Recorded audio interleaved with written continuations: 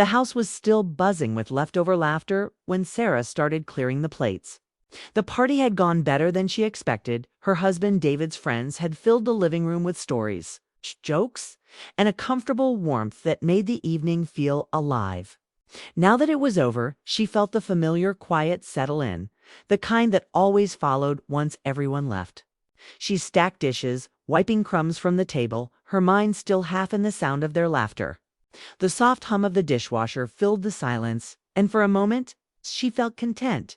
She looked toward the living room, expecting to see only the dim light from the fireplace. But there, still sitting on the couch with a half-finished glass of wine, was Mark, David's oldest friend. He wasn't scrolling through his phone or standing to leave. He was just sitting quietly watching the flames flicker. Sarah smiled faintly and called out, "Didn't realize you were still here?" He looked up, smiling back. "Yeah, I thought I'd help you clean up before heading out." "You don't need to," she said lightly. Placing another plate into the sink. "Maybe not," he replied, standing up and walking toward her. "But I want to." She wasn't used to that. David's friends usually offered polite thanks and hurried off after the party, their laughter fading down the driveway. Mark, however, stayed calm, unhurried. He carried a few glasses from the living room, rinsed them without being asked, and handed her a towel. It was such a small gesture. Yet it filled the silence in a way she hadn't expected. "You really went all out tonight," he said, drying his hands. "The food, the decorations, everything, it was perfect." Sarah smiled, brushing a loose strand of hair from her face. "Thank you. It's not that hard. I just like when everyone feels comfortable." "That's exactly what you do," he said quietly. "You make things feel easy. I don't know how you do it." There was something gentle in his tone, not flirtatious, not too personal, but sincere. Sarah wasn't sure how to respond, so she simply shrugged. "Habit, I guess." He chuckled softly. "You make it sound like a job." She turned off the tap and looked at him, tilting her head. "In some ways, it is. Keeping everything running, keeping people happy, it can be exhausting." Mark nodded, leaning against the counter. "I get that. But I don't think people realize how much you actually do. Most hosts just throw things together. But you care?" Sarah looked down at the counter, feeling something tighten in her chest. Compliments weren't new, but lately they felt rare. David had been distant these past months, distracted by work and long hours. Their conversations had become short and practically about bills, groceries, or plans for the week. She couldn't remember the last time anyone told her she was doing something well. Or that it mattered. "Thank you," she said quietly. "That means a lot." For a moment they stood there, surrounded by the soft hum of the dishwasher and the ticking clock on the wall. The house felt strangely peaceful, almost too still. Then Mark broke the silence. "You must be exhausted. You've been on your feet all night." Sarah laughed lightly. "You noticed?" "Hard not to," he said, smiling. "You didn't sit down once." She sat at the edge of the kitchen island and motioned for him to do the same. "I like keeping busy," she said. "If I stop moving, I'll fall asleep." He chuckled and took a seat across from her. The air between them felt different, now quiet, comfortable, with no pretense. For the first time that evening, Sarah allowed herself to relax. "I remember the first time I met you," Mark said suddenly. "You had just moved into this house. David kept showing it off like it was the biggest achievement of his life." Sarah smiled, remembering that day. It was a mess back then. Half the boxes weren't even unpacked. "Maybe," he said. "But even then you made it feel like home. You've got that?" "Touch." She felt her cheeks warm slightly, but tried to hide it with a laugh. "You're being kind." He shook his head. "No, I mean it. David's always been the type who runs toward the next big thing. You're the one who makes the moments matter." That sentence stayed with her. It wasn't something grand or romantic, it was something real. Something that made her heart ache a little because it reminded her, of what she'd lost somewhere along the way. For a few seconds, neither of them spoke. Sarah traced a circle on the counter with her finger, lost in thought. Then she said quietly, "Sometimes I wonder if he even notices anymore. Not in a bad way, just life gets busy. Mark nodded. Yeah, I think that happens to a lot of people. She looked up, meeting his eyes. There was no judgment there, just understanding. The kind of understanding that comes from experience. He leaned back, exhaling slowly. You know, I've known David since college. He's one of the most focused people I've ever met. But sometimes I think he forgets how to slow down. Sarah smiled faintly. That sounds like him. Mark gave a small nod, his voice softening. You deserve to be seen, Sarah. You really do. The words caught her off guard. She didn't know what to say. No one had said something like that to her in years. For a moment, she wanted to brush it off, pretend it didn't mean anything, but it did. It meant everything. She looked away, her voice barely above a whisper. Thank you. The clock ticked again, steady and slow. Outside, the wind had picked up, rattling the trees against the window. The night felt heavier, more intimate somehow. Mark stood after a moment, collecting his jacket from the chair. I should probably head out. It's getting late. Sarah nodded, though part of her wished he would stay just a little longer, not because of anything romantic, but because talking to him had reminded her of something she'd forgotten about herself. As he walked toward the door, he paused and turned back. Hey, he said softly, don't lose that spark, okay? The one that makes you who you are. She smiled, though her throat felt tight. I'll try not to. And when the door closed behind him, the house fell silent again. Sarah stood for a moment in the kitchen, surrounded by the soft hum of the dishwasher and the faint scent of wine. She looked at the empty chairs, the faint glow of the lights reflecting off the counter, and felt something stir inside her, a quiet realization. She wasn't just a hostess. She wasn't just someone's wife. She was still her own person, still capable of feeling, of being seen, mattering. For the first time in a long time, Sarah didn't rush to turn off the lights. She sat there for a while longer, thinking about the evening, replaying every word of that unexpected conversation. She didn't know what it meant yet or why it had affected her so deeply. But one thing was certain, something inside her had shifted. That night, as she went upstairs and looked at her sleeping husband, she didn't feel angry or sad. She just felt awake. And though she didn't realize it then, that small, honest moment at the kitchen table would change everything in ways she never expected. The next morning, sunlight streamed through the kitchen windows, catching the edges of unwashed glasses still left from the night before. Sarah moved slowly, her body tired but her mind restless. She had barely slept. Every time she closed her eyes, Mark's words echoed in her head. You deserve to be seen. It wasn't just a compliment. It was like a mirror she hadn't looked into in years. David came down the stairs, his usual hurried steps carrying him straight to the coffee machine.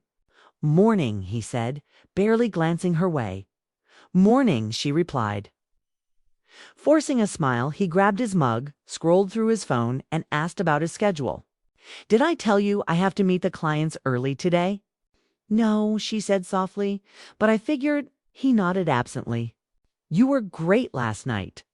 Everyone said you outdid yourself again. She smiled faintly. Thanks. That was it. No real conversation, no warmth. Just words passed between them like notes left on a counter. When he left, the door closing behind him, the silence returned. Only this time it didn't feel peaceful. It felt heavy. Sarah sat at the kitchen table, the same spot where she and Mark had talked hours earlier. She ran her hand over the wood surface, remembering how comfortable it had felt to just talk. That kind of connection, simple and honest, had become rare. She wasn't looking for anything more. She just missed being heard. Her phone buzzed. A message from Mark. Thank you for last night. You made the whole evening feel special. I hope you got some rest. Her first instinct was to ignore it, but she didn't. She typed back carefully. Thank you for helping clean up. It was nice to talk. Have a good day. She hit send before she could overthink it. For a moment, she stared at the screen, half expecting another reply. When one didn't come, she let out a slow breath and turned back to the sink. The rest of the day went by in routine. Grocery shopping, laundry, Checking in with her daughter about college classes, it was all normal. But under it all, she felt a quiet awareness she couldn't shake. She wasn't doing anything wrong, yet she felt like something inside her had been quietly awakened. That evening, David came home later than usual. His mood was good. Business had gone well. "We should go out this weekend," he said as he loosened his tie. "Maybe take a drive somewhere." "It's been a while." Sarah looked up, surprised. "That sounds nice."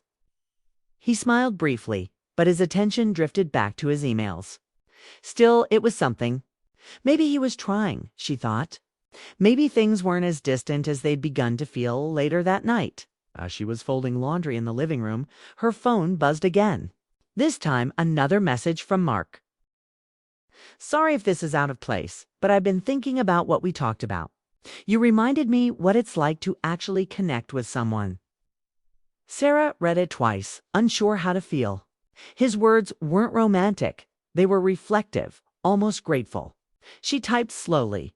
"I think we both needed a reminder of that." He replied almost instantly. "Maybe so. You've got a way of making people open up. I didn't expect that." She smiled softly, shaking her head. "You're giving me too much credit," she muttered. "No," he texted, "I mean it. You listen differently. Most people talk to fill silence. You talk to understand." Her fingers hovered over the keyboard. Then she wrote, "Sometimes silence says more than words."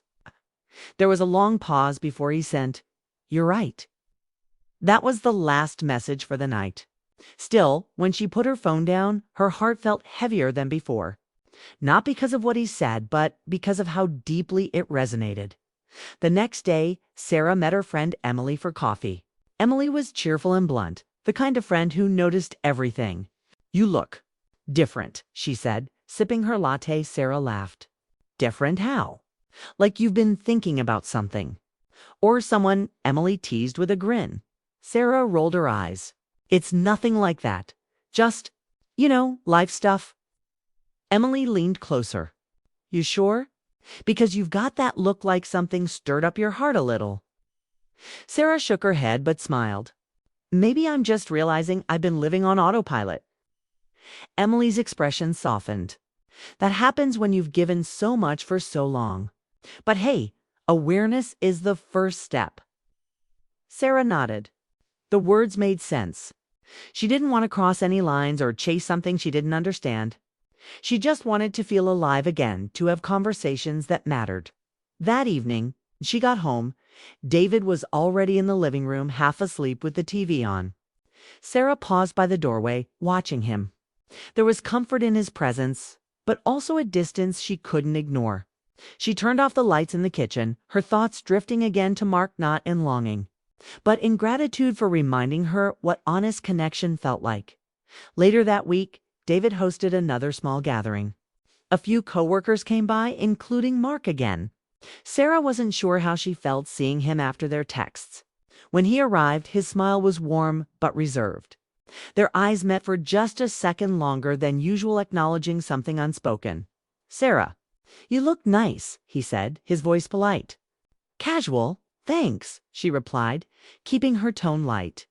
Throughout the evening, they barely spoke beyond polite conversation. Still, Sarah felt a strange tension under the surface, not uncomfortable, just present. She realized that she wasn't drawn to Mark romantically. It was more that she recognized herself through his kindness. He saw her as a person, not just a role. After the guests left, David thanked her again for handling everything. "You always make it look easy," he said, patting her shoulder as he headed upstairs. Sarah stood there, watching him disappear up the stairs, and whispered to herself, "It's not always easy." She walked to the kitchen to tidy up and found a folded note on the counter. Her heart skipped when she recognized Mark's handwriting. It said simply, "Thanks again for everything. You remind me to appreciate the small things." She stood there holding the note, unsure what to feel. There was no hidden meaning, no inappropriate message, just sincerity. But that was exactly what made it powerful. That night, as she placed the note in her drawer, she realized that something about this quiet friendship had given her courage to look at her life differently. to speak up more, to reach for meaning where things had grown numb over the next few days. She tried something new. She started going on morning walks again, something she hadn't done since before her marriage felt distant. She joined a local art class she'd once talked about. She began, in small ways, to choose herself again, and every now and then, when she passed by the kitchen table, she'd think about that night after the party as a secret, but as a turning point. The moment she remembered what it felt like to be seen, the connection with Mark faded naturally. Not because of discomfort, but because it had served its purpose. It had reminded her that life still had depth if she dared to notice it, as she stood one morning by the window. Watching the sun rise, Sarah realized she no longer felt invisible. She didn't need someone else to see her. She had started seeing herself again, and that, she thought with a quiet smile, was the greatest gift of all. A few weeks passed, and life in Sarah's house returned to its usual rhythm. The echoes of that quiet friendship with Mark had softened, fading into memory. Yet something within her remained different. She had begun to see the world in color again. She smiled more, laughed easily, and found herself humming while making breakfast. David noticed the changes, though he didn't fully understand them. One Friday afternoon, David surprised her by suggesting a weekend getaway. "Just the two of us," he said, holding up a brochure for a lakeside cabin. "No phones, no work, just us." Sarah was taken aback. It had been years since he'd made such an offer. "That sounds really nice," she said softly, and for the first time in a while, she felt a spark of hope between them. By Saturday morning, they were driving through winding country roads, the city disappearing behind them. The air felt fresher, the silence comfortable. David drove with one hand on the wheel, occasionally glancing at her. "I thought we could use a little reset," he said. "I think so too," she replied, gazing out the window as fields rolled by. When they arrived at the cabin, the lake shimmered in the afternoon sun. It was peaceful, far from the noise, far from distractions. As they unpacked, Sarah found a small box among their things, neatly wrapped with a ribbon. She raised an eyebrow. "What's this?" David smiled shyly. "Open it later," he said. After dinner, a day went by in quiet simplicity. They cooked together, something they hadn't done in ages. They talked about the kids, their old trips, and even laughed over how bad their first apartment had been. For the first time in years, it felt like they were rediscovering each other, not as husband and wife bound by routine, but as two people remembering why they once fell in love that evening. After dinner, they sat on the porch with coffee, watching the sunset. The lake reflected the golden light, and Sarah felt a sense of calm she hadn't felt in a long time. David reached for the box and handed it to her. "Now," he said with a small grin, "open it." She carefully untied the ribbon. Inside was a delicate gold locket. When she opened it, she saw two pictures, one of them on their wedding day, the other of their children as toddlers. Her breath caught. Inside the lid, a small engraving read, "To the woman who keeps us together." For a moment she couldn't speak. Her throat tightened as she looked at him. "David, this is beautiful." He took her hand gently. "I know I haven't been the easiest person to live with. I've been so wrapped up in work, in everything else, that I forgot how much I missed us." She blinked back tears. His words weren't perfect, but they were sincere. And that sincerity broke through years of quiet distance. They sat there in silence, watching the last light fade over the lake. Sarah realized that maybe what she had been searching for wasn't something new, it was something old, something buried under time and routine. The next morning, she woke up early and walked along the lake. The cool air brushed her cheeks and she felt light. She remembered Mark's words, "You deserve to be seen." Now she finally understood them. Being seen didn't mean seeking someone new. It meant recognizing her own worth and demanding the same from the person she shared. Her life with David joined her soon after, holding 2 mugs of coffee. "You always did like mornings," he said with a smile. "I forgot how beautiful they can be," she replied. As they walked, they talked about things that had long gone unsaid: fears, dreams, regrets. David admitted he had felt her slipping away but didn't know how to reach her. Sarah confessed she'd felt invisible for years, but she wasn't angry anymore. They really listened down. That made all the difference. Back at the cabin, Sarah took out her phone. There was a message from Mark. It was short and kind. "Hope you're doing well, Sarah. I'm moving out of town for a new job. Just wanted to say thank you for reminding me that kindness still matters." She stared at the message, her heart still for a moment. Then she smiled and replied simply, "I'm glad you found your way. Take care, Mark."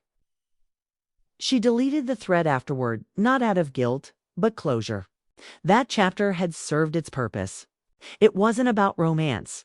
It was about rediscovery. Later that day, she and David took the small boat that came with the cabin and paddled across the lake. The water sparkled under the sunlight. David laughed as he struggled to steer straight. Sarah couldn't stop smiling.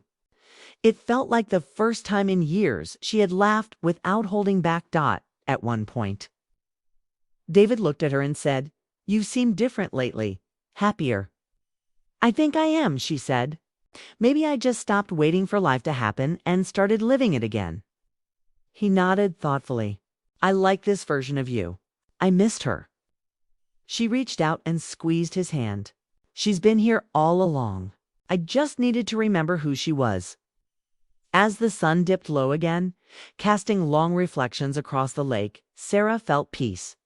The ache that had followed her for months was gone, not replaced by something dramatic, but by something steady and real. That night they built a fire outside. The air smelled of pine and smoke. David pulled her blanket closer around her shoulders. "You know," he said, "I should have done this years ago." She smiled softly. "Better now than never." He looked at her for a long moment. "Thank you for not giving up on me." "I almost did," she admitted quietly, "but I guess I just needed to find a reason not to." He nodded. "And did you?" She smiled at the firelight flickering in his eyes. "I think I did." When they returned home a few days later, the house felt warmer somehow. Sarah placed the locket on the mantel where the sunlight hit it each morning. It wasn't just jewelry. It was a reminder of how fragile love could be, but also how strong it could become again. Days turned into weeks, and their lives slowly transformed. They began having breakfast together again. David made time for small things: a walk, a movie, a shared laugh. Sarah found joy in painting again, something she hadn't done since her 20s. Their children noticed the change too. "You guys seem happier," their daughter said one evening on a video call. Sarah smiled. "We are. It just took us a while to remember how to be." Later that night, as she stood in the kitchen, she thought about the journey that had brought her here. The quiet loneliness, the unexpected friendship, the rediscovery of love. It wasn't perfect, but it was real. She whispered to herself, "Sometimes life doesn't give you new beginnings. It gives you second chances disguised as ordinary days." The sound of David's laughter from the living room pulled her from her thoughts. She joined him, her heart light. In that moment, Sarah knew she had finally come home, not just to a house, but to herself. A few months had passed since the lake trip, and Sarah's home felt different now. The air seemed lighter, the rooms brighter. There was laughter again, real laughter, not the forced kind that used to fill the silence. She had started painting every morning by the kitchen window, and David always stopped on his way to work to kiss her cheek before leaving. It wasn't grand or dramatic. It was simple, and it was enough. But one evening, something unexpected happened that reminded her how far they had come. It was early spring, the kind of night when the air carried the scent of rain and new beginnings.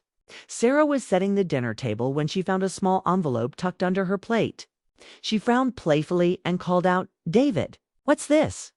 He came out of the kitchen, smiling like a man who had been planning something all day. "Just open it." Inside was a handwritten note that said, "Be ready by 7. We're something that makes you feel like yourself." She looked up, amused. "What are you up to?" "You'll see," he said. And before she could ask more, he was gone again, pretending to busy himself with something in the living room. When the clock struck 7, Sarah came downstairs in a soft navy dress she hadn't worn in years. Her hair, now streaked with silver, framed her face beautifully. She wasn't the same woman she had been months ago. There was confidence in her step, light in her eyes. David was waiting at the door, holding 2 umbrellas and a small smile. "You look perfect," he said. They drove through the quiet streets, the sound of rain tapping softly against the car windows. Sarah kept guessing where they were going, but David only smiled and said, "Almost there." Finally, he stopped near a small park, the one where they used to take the kids when they were little. The trees glistened from the rain, the streetlights casting golden reflections on the puddles. He held her umbrella as they walked toward a gazebo, where a small table was set with candles and 2 cups of coffee in THER Moses. Sarah gasped softly. "You did all this?" He nodded shyly. "I wanted to take you somewhere that mattered. This is where we used to sit and talk for hours. I thought maybe we could do that again." She looked around at the empty park. The soft drizzle, the glow of candles flickering between them. It felt almost magical. "You remembered," she whispered. "I never forgot," said quietly. They sat sipping coffee and talking about everything and nothing. He told her about his new project at work, and she told him about a painting she'd finished that morning. They laughed over memories of the kids' first camping trip, their first burnt Thanksgiving turkey, their old neighbor who always complained about the noise. But then David grew quiet. "Sarah," he began, his tone serious now, "there's something I've been meaning to tell you." She turned to him. Sensing the weight in his voice, "I've been thinking a lot about the past few years," he said, "about how I let us drift apart. I didn't realize how lonely you must have felt until I almost lost you emotionally. That's on me." Sarah looked down, her fingers tracing the rim of her cup. "We both changed," she said softly.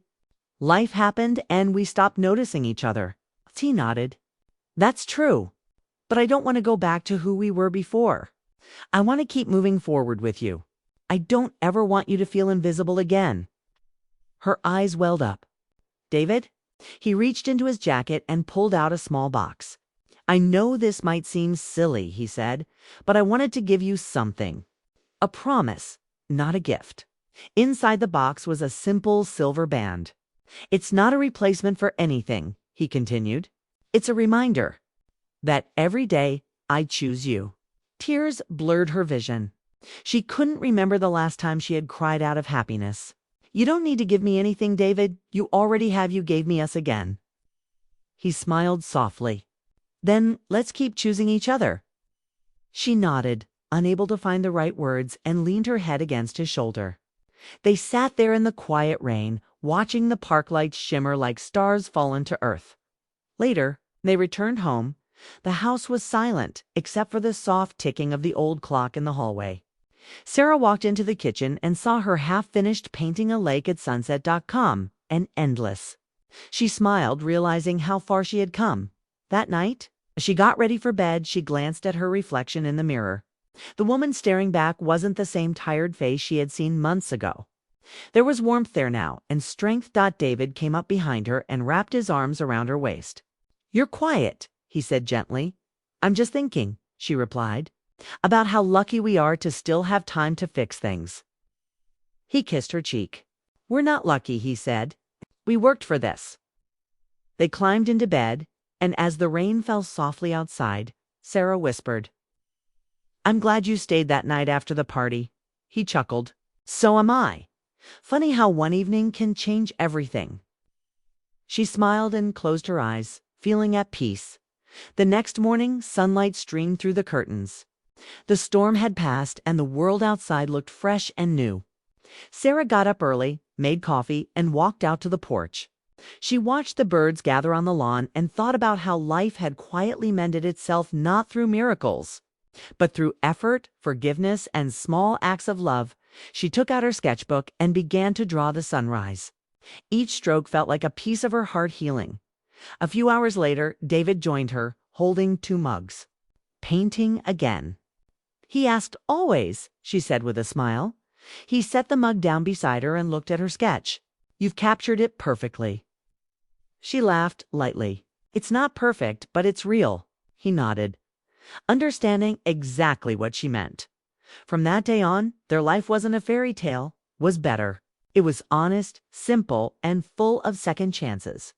Sarah learned that love didn't have to be loud or dramatic to be real. Sometimes it lived quietly in the ordinary days, in shared laughter, in the warmth of a hand that never let go again. Months later, their kids came to visit. The house was filled with noise and stories again. Their daughter noticed the silver ring on Sarah's hand and smiled knowingly. "You two look happier than ever," she said. Sarah looked across the room at David, who was laughing with their son. "We are," she replied softly. "We just needed to remember what happiness looked like." That night, after everyone had gone to bed, she stood at the window looking out at the soft moonlight over the yard. Her heart felt full not of excitement or longing, but of peace. The kind of peace that comes after storms, when everything finally makes sense. She whispered to herself. Some surprises aren't meant to shock you, they're meant to save you. And as the night settled in, Sarah smiled, knowing that this time love had truly come home to stay.